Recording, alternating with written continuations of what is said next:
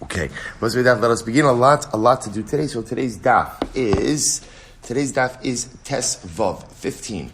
We are picking up Emirat HaShem at Lema Holich Kizchi Tanoihi on your Dalet base 14b.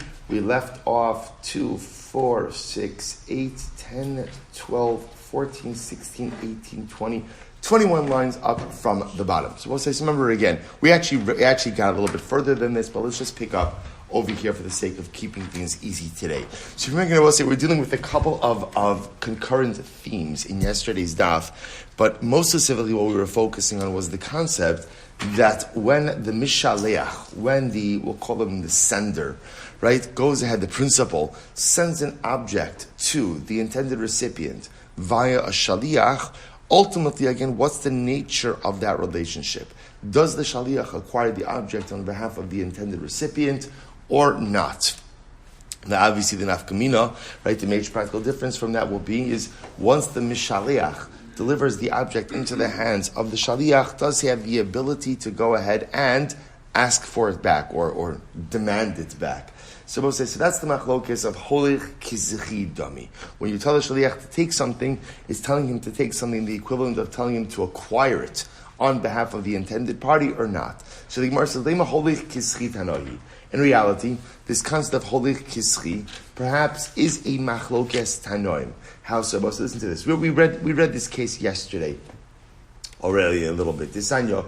Holich mana leploni, right? I go ahead and I say to Ruvain is my shaliach, I say, Ruvain, take a mana to Shimon. And what happens? Let's keep it easy, actually. Ruvain says to Shimon, take a mana to Levi. Let's keep that easy, right? So now what happens? Holich mana leploni, v'halachu bikshu v'lo matzu. So case number one is shaliach, Shimon can't find Levi. Why can't he find Levi? Rashi says because Levi died. So what's the halacha? Yachzur l'mishaleach. So we'll say in that case, it's easy. The money goes back ultimately again to Ruvain. So again, shaliach unable to execute the agency, can't deliver the item. Item goes back to the source. Item goes back to Ruvain. Next case, meis mishaleach. What happens if Ruvain died? So now what do? Rabbi Nasser will say, so again, remember, so the case over here would be where Ruvain and Levi died. So now the shaliach has the object, has the mana. What does he do with it? Rabbi Nasser and Rabbi Yaakov Amar, Yachzru liyarshe mishaliach. So we'll say, so Rabbi Nasser and Rabbi Yaakov say, the money goes back to the inheritors of Ruvain, of the mishaliach. V'yesh omrim liyarshe mishnishtachu lo. Others say, no, it goes to the Yarshim, it goes to the inheritors of Levi, the intended recipient. Rabbi Huda Nasi Omer, Mishum Rabbi Yaakov, Shom Mishum Rabbi Meir, Mitzvah L'Kayim Divrei Hames. Rabbi Huda Nasi says it is a mitzvah to uphold the words of the deceased. And since Ruvain, who is now deceased, wanted the money ultimately again to go to Levi, therefore halach l'maisa, we go ahead and we deliver it, if Levi is not alive, to the descendants of Levi. V'cham necham say, yachloku, you split it. In order to split the money between the Yarshim of Ruvain and the Yarshim of Levi. Vekan Amru, in Bavel they used to say, Kol mashi yirtza shliach yaseh. We'll say very interesting. In Bavel they used to say, whatever the shliach wants to do, he can do. In other words, he can't keep it, right? He can't keep it. But what he can do is he can deliver to the heirs of Ruvain or to the heirs of Levi. Look at Rashi. Rashi says, Kol mashi yirtzeh shaliach yaseh. Rashi says, Lefi mashera b'daito shal mishaliach im haisa eno yafe b'matana zu v'oy v'samekabel v'asbanav. So essentially, there's a concept, interesting concept, ultimately, again, in halacha called shuda dedaini. Shuda dedaini means judicial assessment. In other words, there's sometimes a judge is charged when there's a lack of evidence, right? Or there's a lack of clear-cut facts. So sometimes what a judge has to do is just use his logic to reach a particular conclusion. So interestingly enough, the Gemara in Bavel, they seem to say that in this kind of case, where both the shaliach, right, the shaliach and the intended recipient both died. So again, we leave it to the shaliach to kind of assess the situation and figure out where should that money end up? On Rabbi Shimon Hanasi said, Al Yodai Haya Maisa. So I once had this exact type of situation where again I will say, Ruvain sent a mana with Shimon to Levi. Ruvain died and Shimon died.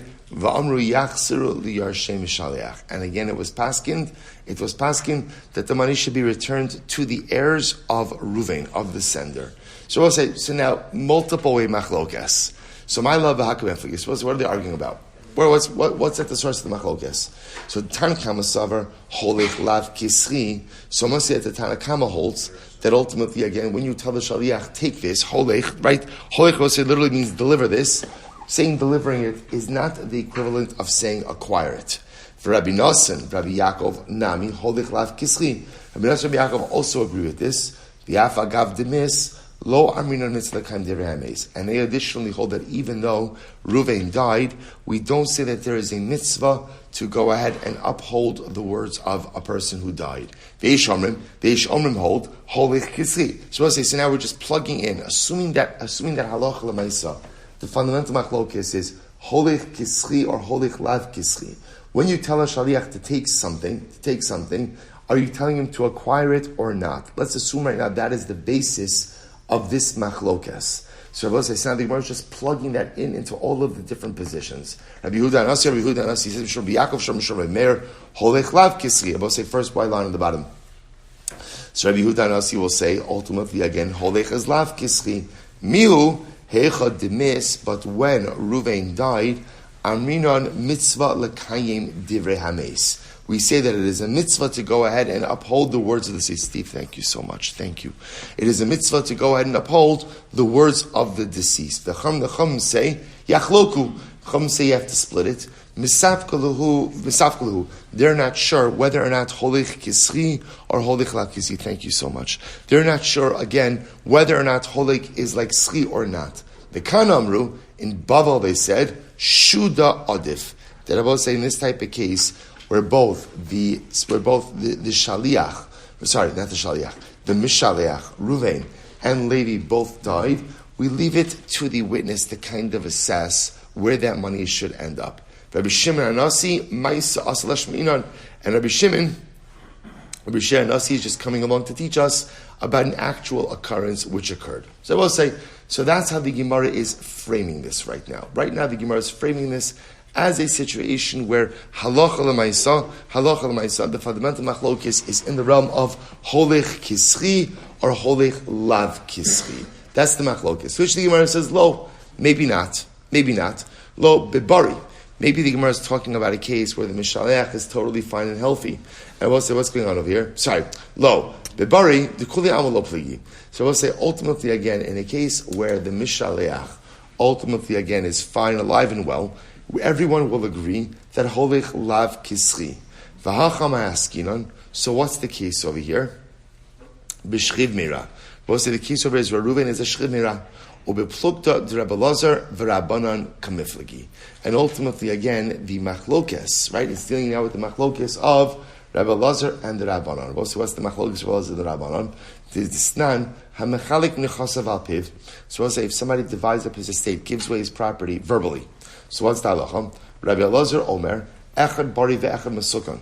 Whether the person is healthy or whether he's a shchiv mira, nechasim sheish lanachrayis nikne b'kesav b'shtar b'chazaka. Movable property can be acquired ultimately again only through a kinyan. Kesav shtar chazaka, right? Kesav is money, shtar is a document, chazaka is a proprietary act. V'she'in lanachrayis, and I both say movable property. Sorry, that's real property. Nechasim sheish lanachrayis is real property, real estate. Could be acquired ultimately through one of these kinyanim. V'she'elan achrayis, and movable property, a niknan ela b'mashicha, can only be acquired ultimately through actually taking possession. V'chachamim the chum say, elu v'elu niknin ba'amira. Ultimately, again, both of these, both real property and movable property, can be acquired ultimately again through a verbal assignment. Now I will say, when is that true? That all types of property could go ahead and be acquired through verbal assignment, only where? By a shchiv mira. That's the power of a shchiv mira. Remember, again, we saw this in yesterday's daf, actually the day before as well. Divrei shchimera kiksuvin v'chimsurndam. So on Sunday, right? The words of shchimera are as if they are written, as if there's a kinyan there. So the Gemara says, Amrulo, Maisa, be'iman shel b'nei Rochel. There was a story with the mother of the sons of Rochel, right? So the matriarch of the Rochel family, Shahaisa Tchola, who was very ill. And also when we say ill, again, we mean like deathly ill, like Shchiv Mera ill. Va'amra, and she said, Tinasin top of Tesvav, Tinasin kibinasi libiti, my pin, right? Kibinasi is like my pin, piece of jewelry, should be given to my daughter. Vihi b'shneim asar mana. And this pin was ultimately, again, worth 12 mana. Right? A lot of money. Umesa.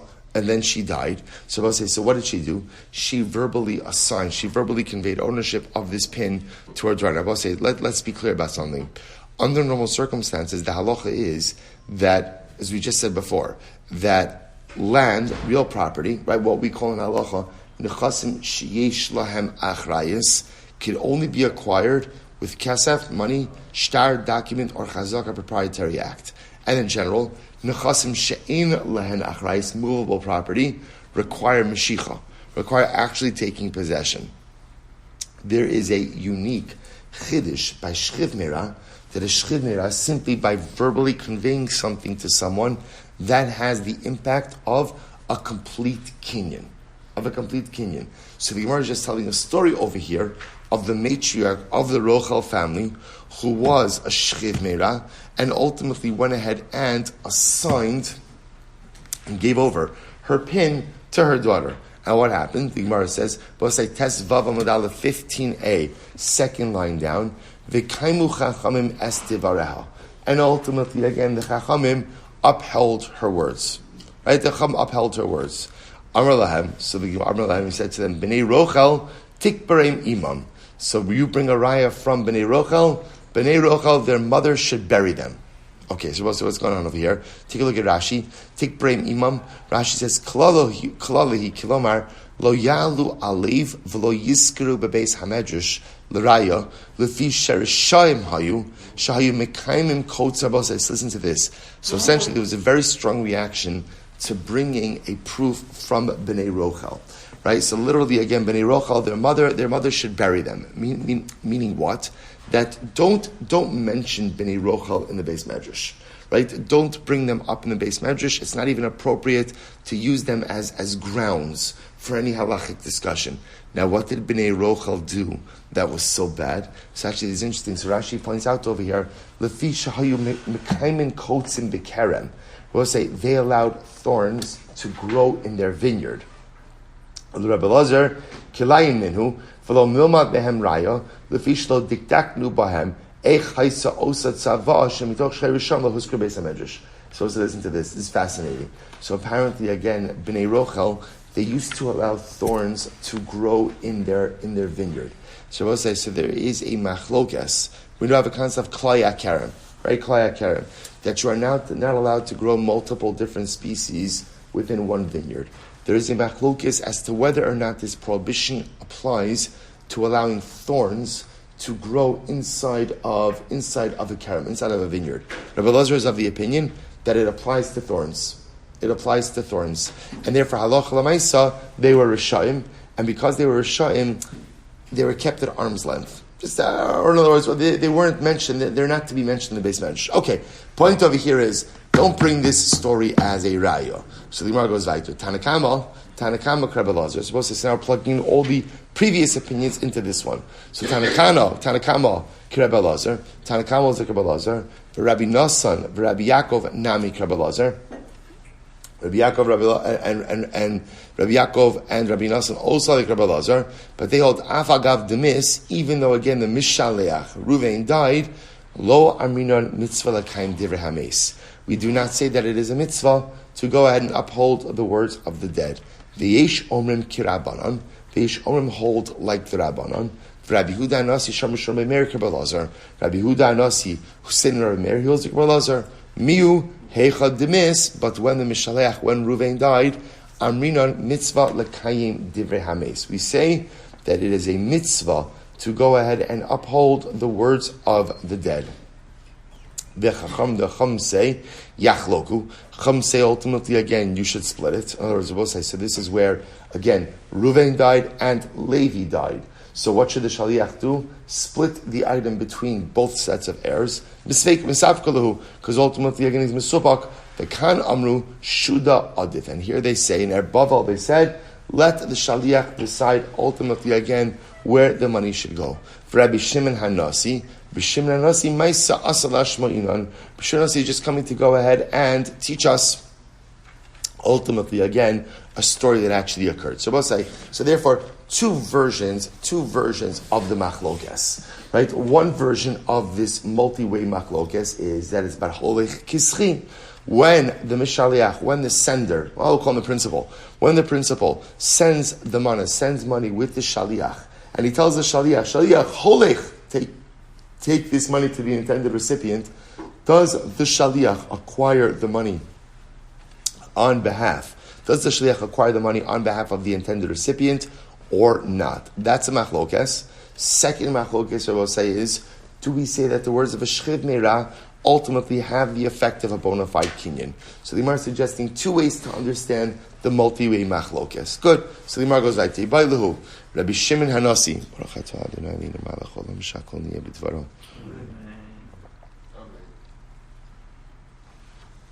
So the Gemara goes weiter. Teibayluhu, Rabbi Shimon Hanasi, Nasihu, or Mishmeid Nasi. I will say, by the way, the Gemara just says, this opinion quoted Rabbi Shimon Hanasi. Is Rabbi Shimon Hanasi an actual Nasi? Was he a Nasi? Or was he quoting this halacha in the name of the Nasi? So Tashma, Dam Rav Yosef, halacha Rabbi Shimon Hanasi. Right? Ultimately, again, Rav Yosef says the halacha follows Rabbi Shimon Hanasi. Okay, still the question still remains. Nasi who? Was he actually a Nasi? Or the Karmashmei Nasi? Or is he saying it over in the name of the Nasi? So you'll say to yourself, who cares? Well, it matters. It matters a lot because, again, we try to be clear with who is saying what, as this has an impact, ultimately, again, on the nature of the Masorah, to which the Gemara says, Teku. We're not sure. We're actually not sure. Halacha Maisa, we're not sure if Rabbi Shimon is the Nasi, or ultimately, again, if Rabbi Shimon is saying it over in the name of the Nasi. Okay, so let's analyze this last part. So Gufa, Amar Rav Yosef said, Halacha Rabbi Shimon Hanasi. The halacha follows Rabbi Shimon Hanasi. The halacha follows Rabbi Shimon Hanasi. Good. So remember again. Good. The halacha follows Rabbi Shimon Hanasi.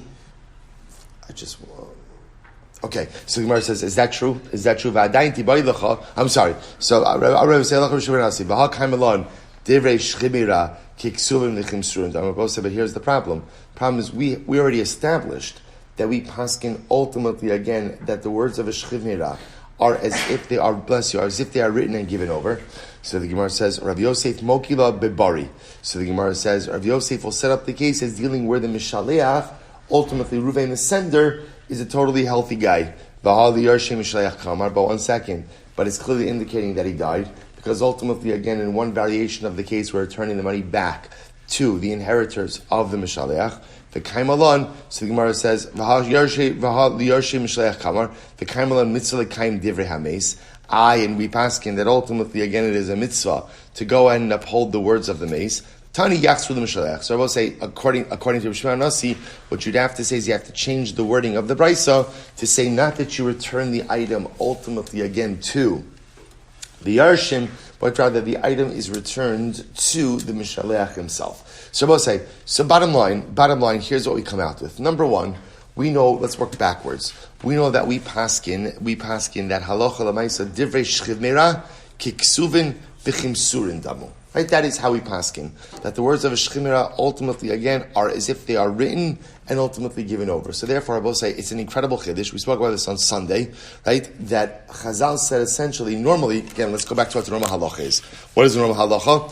If you have real property, real estate, land, how do you convey ownership of real estate? Right? Kesef, shtar, chazaka. Right? Money, a shtar, document, chazaka, proprietary act. Right? Movable property, metalklin, or nechasim she'ein lehen achrayis. How do you convey ownership of that? How do you convey ownership of that? Meshicha. Mashiach. That's normal halacha. Normal halacha. Again, we'll see that perhaps sometimes there are maybe exceptions to that rule, but that is the general halacha. Shchimira, unique halacha ultimately that says, words of a shchimira have the effect of a kinyan. So therefore, shchimira says, I want my land to go to this one, I want my pin to go to this one, that works. That works as if a kinyan itself has actually been made. Specific kinyan has been made. I also remember again, going back to Sunday, we saw the vision of a beautiful idea of the Rebbe, the idea that Chazal wanted the shchimira to be totally freed from anything else going on in order that it could focus on Shuvah. We spoke about that earlier. Fine. I will say, what about Holech Kisri? Because this seems to be the biggest outlying issue. And I will say it has many dramatic effects. I'm a Mishaliach. I send something with a Shaliach to Ruvain. Right? Or, let's keep it uniform. Ruvain is the Mishaliach, right? Ruvain wants to send an object to Shimon. So, no. Ruvain wants to send an object to Levi, right? So what does he do? He employs Shimon. So Ruvain sends an object with Shimon. Shimon's the Shaliach, ultimately to Levi. Ruvain gives it to Shimon. He says, Holech mana zu leLevi. Give this, or mana, money, whatever it is. So Ruvain says, now what's the shayla? Has Shimon acquired that item on behalf of Levi or not? And I will say the ramifications are dramatic. Let's say Reuven changes his mind afterwards, right? Remember, we're talking about before the object has not yet reached Levi. So what happens once Reuven gives it over to the Shech? So listen to this. So the Rambam Paskins over here, a very interesting Rambam. The Rambam says as follows.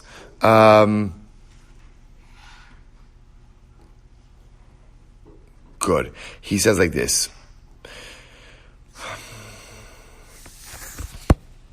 One second.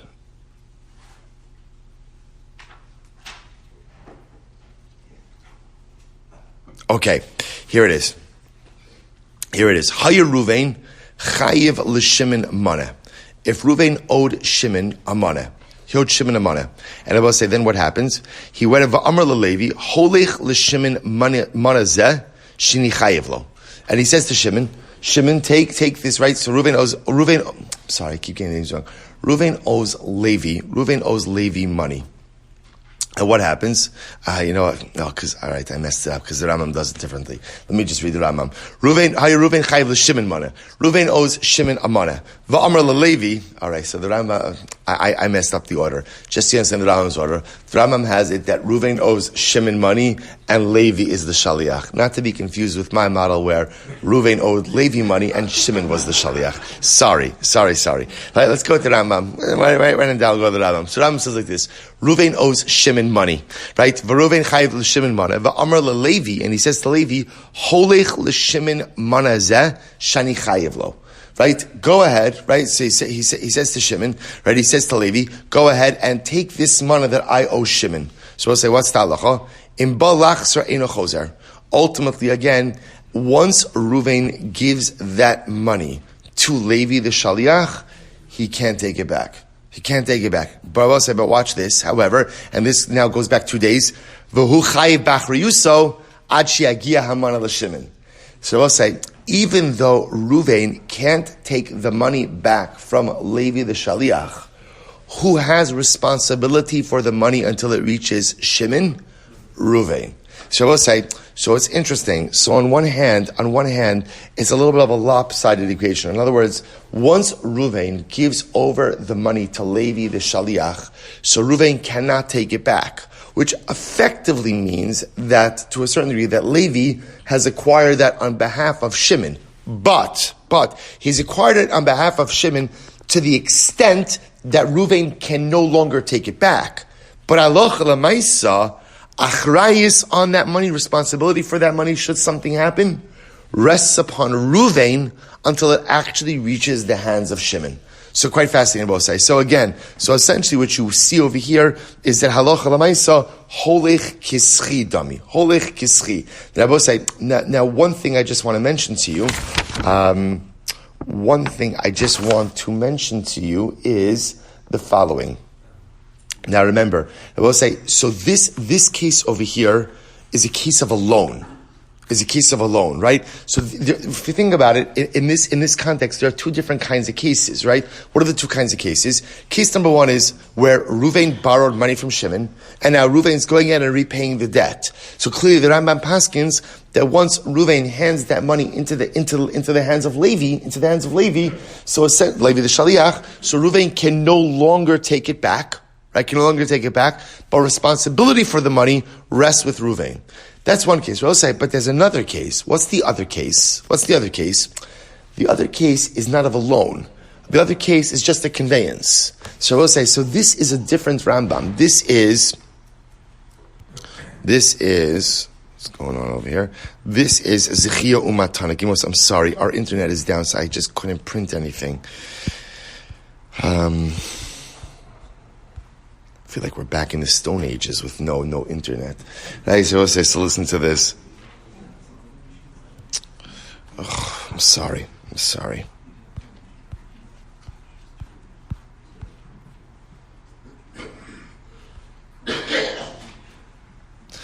So this is in Hilchos Zechia Umatana, Dalid. So we'll say, now watch this. Contrast this with the next case. Here's the Rambam. Reuven sheratza litain mea dinaran l'shimon. So we'll say, so again, let's just get our cases straight. So therefore, in the case of a halva, in a case of a loan, where Reuven owed Shimon money, so now Reuven goes ahead and Reuven's repaying the debt. He gives the money to Shimon. Once he delivers the money into Shimon's hands, what's the halacha? How did the Rambam paskin? Once he delivers it, then what? What options does Reuven have? Nothing, right? Nothing. He can't take it back. Essentially, in the case of Alva, the Rambam is going to paskin holech kischi dami. Once Reuven tells Levi, take the money to Shimon, so ultimately Levi acquires it on behalf of Shimon, but who has achrayis for the money until it reaches the hands of Shimon? Reuven, the sender. Now watch this. So I will say this second halacha now is in Hilchos Zechia Umatana, Parak Daled Halacha Daled. Here we go. Reuven sheratza litain mea dinaran l'shimon. Interesting. Now I will say this is not a case of a loan. What is this a case of? Reuven wants to give 100 dinar to Shimon. So we'll say this is a gift or conveyance, whatever it is. V'shalach lo hamea al yedei Levi. So same setup. So Reuven wants to give $1,000 to Shimon, and he sends it with Levi. Im amar lo zichei b'mea zuz l'Shimon, otain mea zuz l'Shimon, eino yachal lachzer bo. So we'll say here's where words matter. If Reuven says to Levi, acquire this money on behalf of Shimon, right? Or give this money, give this money to Shimon. Once Reuven gives it to Levi, Reuven cannot renege, can't take it back. However, avalim amar lo holech mea zuz l'Shimon. If he just says, take holech, right? Convey this, right? Take this, right? Take this to Shimon. Yachal lachzer bo ad shiagia hamea liat Shimon. He could renege on the gift. So we'll say, what's the chiluk over? This is fascinating. See, Rabbi say, what the Rambam paskin is like this. Obviously, if Reuven says to Levi, acquired on behalf of Shimon, so that's obvious, right? So obviously he can't renege. We'll say, why can't Reuven renege? Why not? Zachin la'adam shelo b'fanav. Right? Because if you tell someone to acquire $1,000 on behalf of another party, that's a zechus, and that's it. That's over. So I'm similarly tain. I will say, give this is a more directed act. Versus if Reuven says to Levi, holech. So I'll say, according to them, what does holech mean? What does holech essentially mean?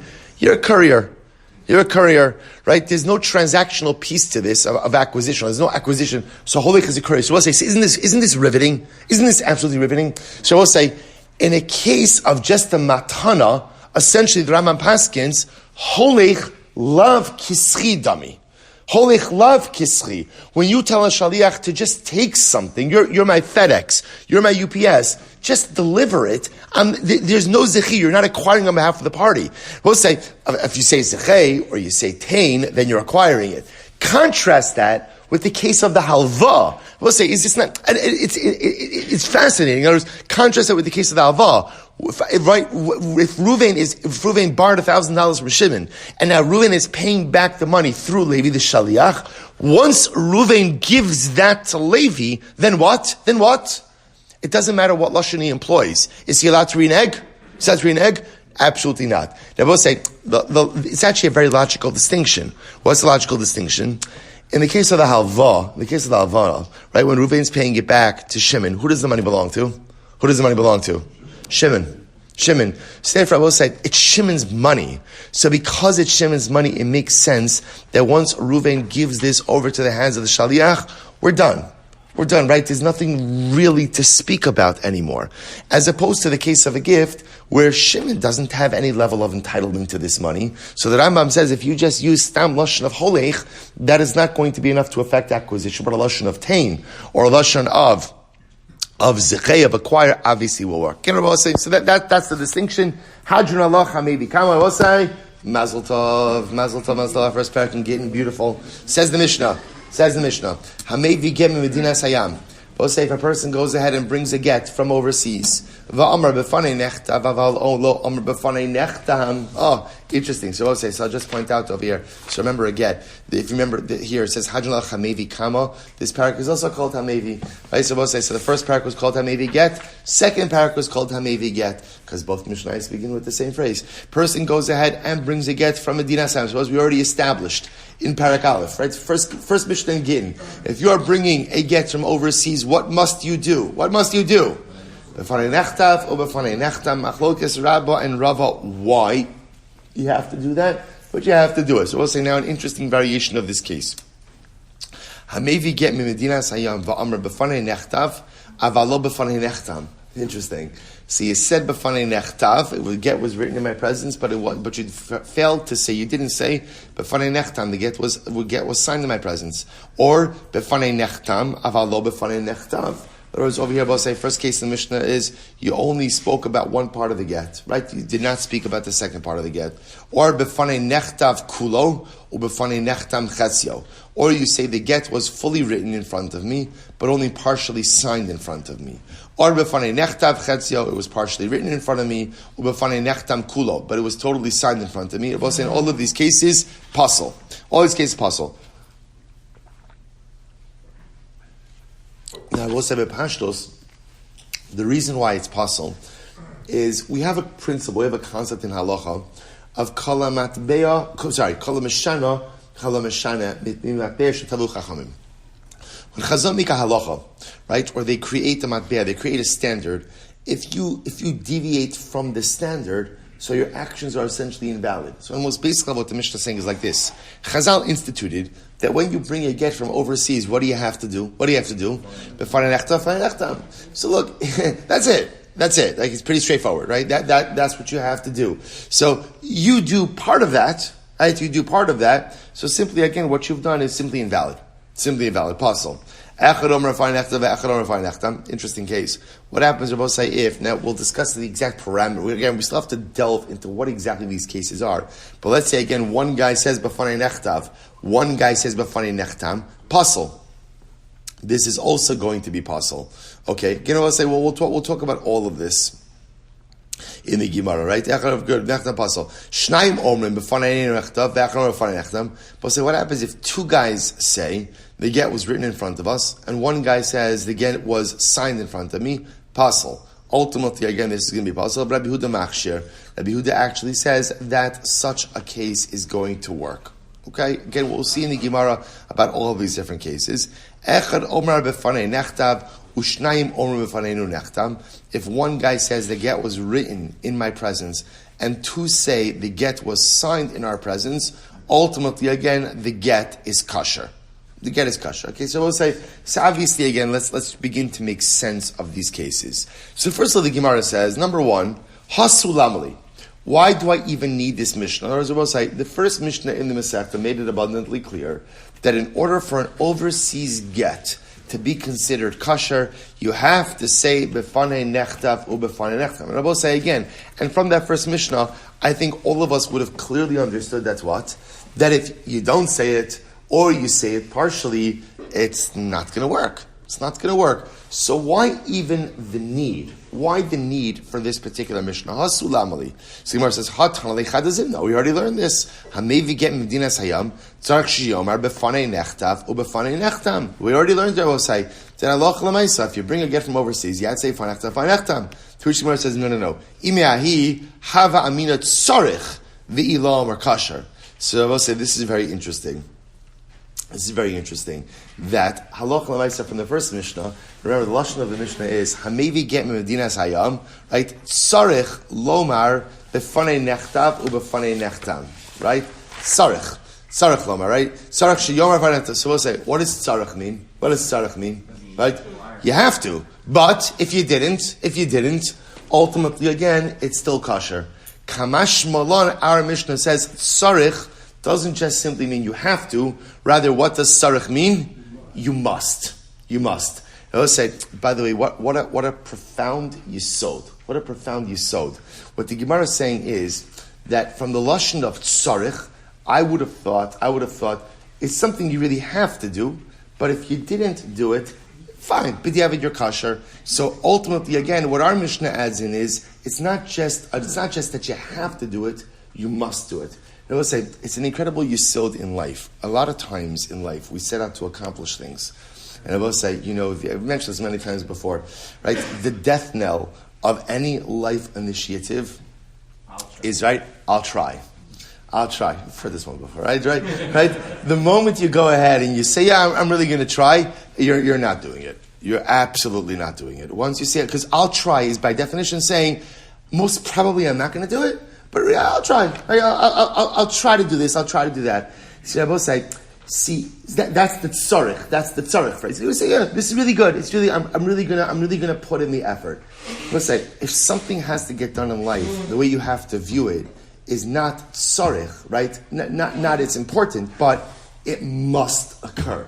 Now, again, when you tell yourself that something must occur, does it mean that you're going to be successful? No, not necessarily. No one is guaranteed of success. But there is a much greater heightened probability of success when you tell yourself that something has to happen. This must occur in my life. Maybe it will, maybe it won't, but one thing is clear, much heightened probability. I will say such an incredible, and if you think about it, like a lot of times in life, I will say, people have this in work, right? You go into work, and what happens? On any given day, there's a lot of things that have to get done, right? So you sit down at your desk, you look at all the things you have to get done, and I will say, then what do you do? What do you do if you're an organized person, right? You take that list of all the things you have to do, and then you subdivide that list. What do you subdivide it into? The things that have to get done today, right? Because there's always those things. There's a whole bunch of things I'd like to do, but then there's a deadline. There's this, and suddenly you divide yourself into buckets. You divide your work into buckets. This is the bucket that must get done today, and this is the bucket that I have to get done. I will say it's no different in life. What are the things that I must do? What are the things that I have to accomplish? And those are the things. Don't give yourself an out. Don't say, I'm going to try. And I will say, by the way, have you ever noticed when people say they're going to try things, you notice what people do, and it's always like a smirk, right? I'm really going to try. I'm really going to try. I will say, it's almost like, I know that I'm not going to do it. I know that I'm not going to do it. I know I should say, it's the funniest thing. Because often as a person who twists a lot of arms to get people to do things, right? I have become a student of facial expressions. When people say they're going to try something, either they avoid eye contact, right, or they smirk, or they this. They know it. I know it. When I say I'm going to try, I'm not doing it. Or maybe I'll do it for a day, or I'll do it for 2 days, or we'll say. And so often in life, the reason we don't accomplish certain things is because we don't make it a must. We just make it a tzarich. Something that's nice, let's say if you want to accomplish something in life, it has to become a must. It has to be something that must get done with absolutely no excuse. So let's go weiter. The Gemara goes weiter. Chetzio. So we'll say, so then the Mishnah said, halacha l'maisa, again, the case of half of it was written in front of me, half of it was signed in front of me, the whole thing is possible. Hey Chatzio. So we'll say, which half was written in front of me? So the Gemara says, Hey Chatzio, sheleimah Chatzio Rishon. So we'll say, if you want to say it was the first line, we'll say, we haven't gotten to this yet, but what we're going to see is that in the first line of the get is essentially all of the pertinent and important, all the important personal information. Like, for example, name of the husband, name of the wife, things like that. So it was the first line. From Rabbi Lazar, afilo kasabo elashita achas l'shma shuv einot sarich. I will say, but we learned that halacha l'maisa, once you go ahead and write that first line l'shma, that's enough. That's enough. You're right. We'll get more into this, but halacha l'maisa, when we say that if the witness says b'fanai nechtav chetzio, that it's puzzle, that's assuming that he did not witness the first part of the get, which goes ahead and contains the personal information, but only saw the second part of the get. Okay. He says ultimately again, the get was totally written in front of me, but only partially signed in front of me. Puzzle. Amrav Chista. I will say this is fascinating. So I will say, watch this case very quickly. So what happens? Right? I bring a get from overseas. And here's the eidos I give. I say, listen, I saw the whole get written, but to be honest, I only saw the signature of one witness. I only saw one witness sign. So the Mishnah says, Pasal. Rav Chista adds in, I will say, watch this.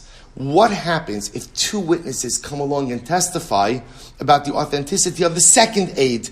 So I say, I saw the get written, good, we're good with that. And I say, I saw the signature of the first aid, but not the signature of the second aid. And then what happens? Two witnesses come along and testify about the authenticity of the signature of the second witness. That sounds like it should be good. Rav Chista says, no, not good. My time, what's the reason? O kula b'kiyam aget. Oh, kulo b'kiyam takanas chachamim. I will say, because listen to this.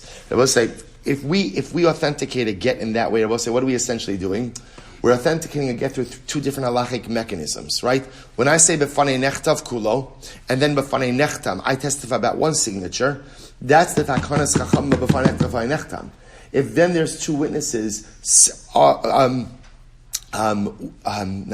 two witnesses authenticating the second signature. That's kiyam shtaros. So I will say, you can't validate a get through two different halachic mechanisms.